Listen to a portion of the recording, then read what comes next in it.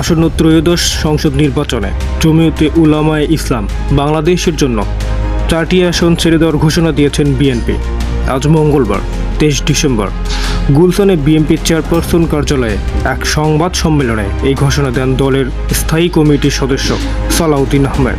আসনগুলো হচ্ছে নীলফামারী 1, ডোমরা, ডিমলা, মাওলানা মোহাম্মদ মঞ্জুরুল ইসলাম আফেন্দে, নারায়ণগঞ্জ 4, ফতুল্লা, মুফতি মোহাম্মদ হোসেন কাশেমে, সিলেট 5, জকিগঞ্জ, কানাইঘাট, মাওলানা মোহাম্মদ উবাইদুল ফারুক, ব্রাহ্মণবাড়িয়া 2, সরাইল আশুগঞ্জ, মাওলানা জুনায়েদ আল হাবেব। সালাউদ্দিন আহমেদ বলেন, আমাদের সাথে নির্বাচনী সমঝোতার ভিত্তিতে তাদের আসনে বিএনপির কোনো প্রার্থী থাকবে না। সারা বাংলাদেশের অন্যান্য আসনগুলোতে তাদের কোনো প্রার্থী থাকবে না। আমরা সেই সমঝোতায় উপনীত হয়েছে।